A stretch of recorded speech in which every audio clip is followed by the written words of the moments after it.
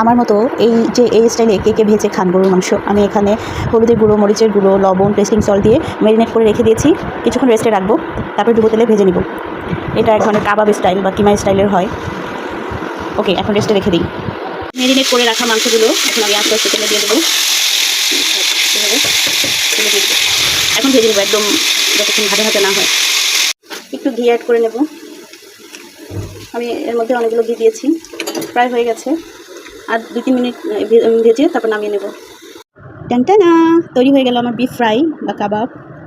এইভাবে আমি প্রায় খেয়ে থাকি, বিশেষ করে কোরবানি টাইমে ফ্রেশ তাজা মাংস দিয়ে এটা অনেক মজার হয়। এখন আমি 7 আপ, বিফ ফ্রাই আর হালকা একটু লেবু দিয়ে নেব। বিসমিল্লাহ। অনেকই আমি, ট্রাস্ট মি, অনেকই আমি। ওকে, আল্লাহ হাফেজ।